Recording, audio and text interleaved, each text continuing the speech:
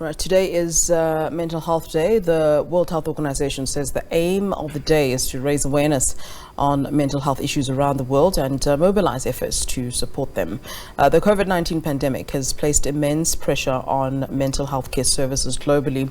An increased number of people couldn't access treatment and support, experiencing heightened mental distress during stay-at-home restrictions. The WHO says suicidal thoughts affected frontline healthcare workers and the youth the most. It says that the pandemic caused a 28% increase in depression rates and a 26% increase in anxiety disorders within its first year. Let's then take this discussion forward then. We're joined via Zoom by Fatima, Seedat, Sadag Development Manager, as well as Mbali Baduza, who's a legal researcher at Section27. A very good afternoon to you ladies. Thank you very much for joining us here on SABC News. Good afternoon, sir. Thank you. All right, Fatima, let me start with you then. I want to talk about, the major and perhaps common health challenges that, have been observed in communities. I mean, with your work with Sadag, what has been picked up there? So Sadag works predominantly into counseling containers that are based in Diepsloot and Ivory Park. From research we've done in the last year, we've picked up that there's a lot of anxiety issues, a lot of depression, grief, trauma, and it all stems down through various causes. And a lot of people are going through difficult times due to loss of employment and unemployment. Yeah. Mbali, what perhaps needs to be done to improve South Africa's national response to mental health, particularly considering, the treatment gap and limited budget? And also, it does seem as though mental health is kind of put on the back burner as something that's not as urgent. I mean, I don't know if it's rightly or wrongly so, because we have all these sort of big problems. We've got murders, we've got rapes, we've got all kinds of things where I suppose attention is being focused. It just seems as though mental issues tend to be put on the back burner. Absolutely, Flo. So regardless of the fact that we have this constitutional right in terms of Section 27 to access healthcare services, which includes mental health has been regarded as a second-class disorder or illness or disease, and has been largely ignored and neglected. And it's important to, put the issues in context. And public health is a complex matter. The public healthcare system is already struggling to cope with illnesses and disorders caused by a single mechanism, which requires a single intervention. So, for example, vaccinations and mosquito nets. So it goes to reason that public mental health is particularly complex because it's produced by multiple mechanisms such as poverty, unemployment, violence, HIV infection, substance abuse, climate change. And despite having good laws and policies that recognize these complexities, we find ourselves in a situation where disasters like Lifecysimeni happens.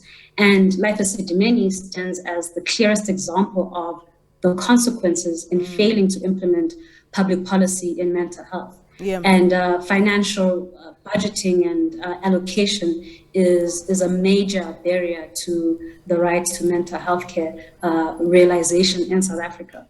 So, for instance, it has resulted in a shortage of human resources and a lack of a rational approach. In fact, Mbali, that's where I wanted to go. I wanted to talk about human resources, and in fact, I was wrongly going to ask the question of manpower, and I just remembered that we covered a story here where people involved in mental health work, whether it's counselors, they were saying they don't even have work. They don't, but we are faced with this crisis of people dealing with a mental health breakdown and mental health issues, but on the back of that, people who can help saying we simply don't have those sort of opportunities.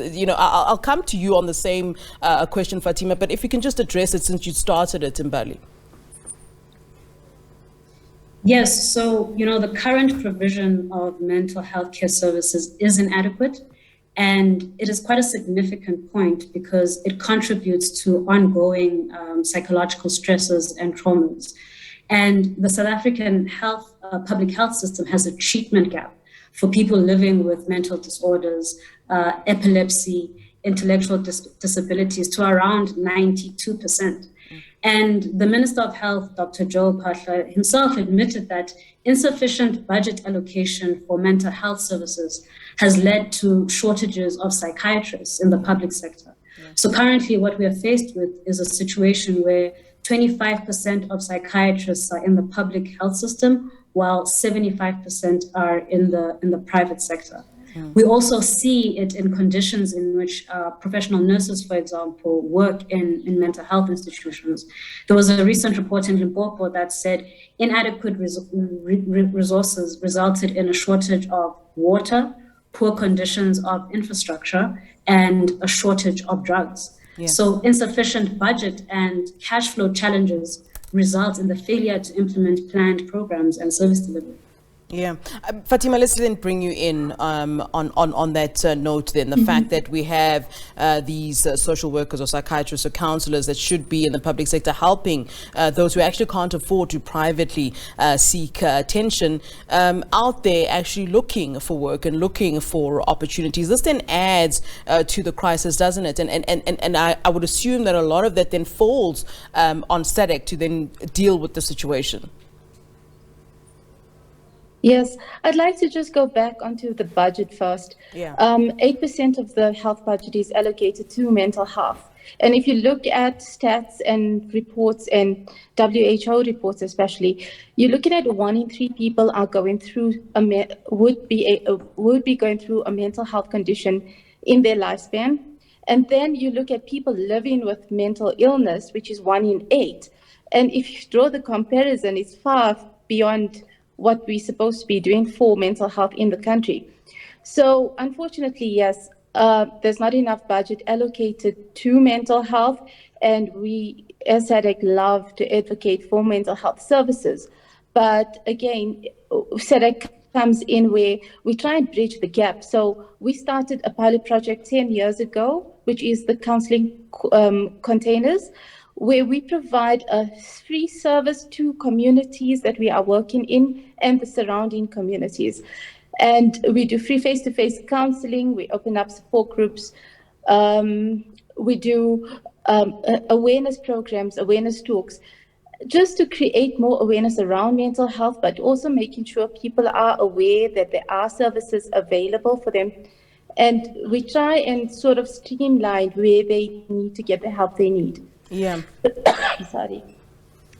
And with that, we've seen so much of success where our clients that have been coming to our container were able to maintain their well-being until COVID kicked in. When COVID kicked in, everything started closing down. There was a lack of treatment. There was a lack of medication made available to patients. And that's when people started relapsing again. So there's a huge gap in public sector where when we are busy with our clients that come to our container and you ask them, have you went to a clinic? And they said, yes, but we were told that, take these Panados or take these painkillers and you'll see things will get better. Wow. There's no proper assessment being done when in its initial phases as well. So Sadag works with community clinics. We educate them and we help them understand mental health better, but also we've created a referral system. And that referral system then enables clients getting the proper help they need. Yeah, I like that there are some sort of interventions in place, but certainly more is needed. And let me bring you then in, Mbali, about those, what more in fact needs to be done, those interventions that then need to be put in place. And we can see that Sadag is certainly doing what they can. But what can we do then to achieve those tangible, tangible change, to especially those communities that do tend to struggle and people who are actually financially can't afford to get private healthcare?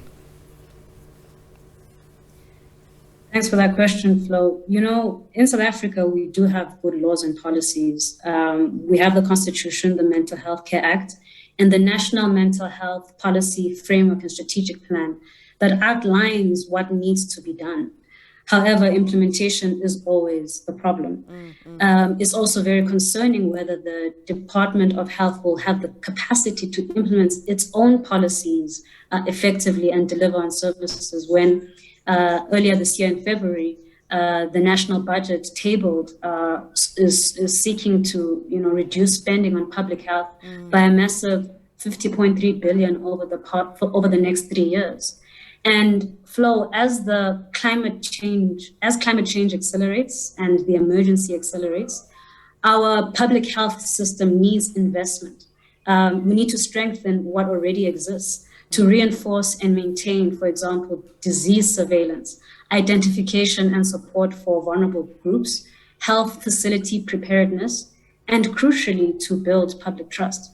Yeah. All right. I certainly wish we had more time on this, but thank you very much, ladies, for giving me your time. I certainly do appreciate it, and certainly those, of course, who would want this sort of information. That is Fatima Seedat, representing Sadag. She's the development manager, as well as Mbali Baduza, who's a legal researcher at Section 27. Many thanks to you once again, ladies.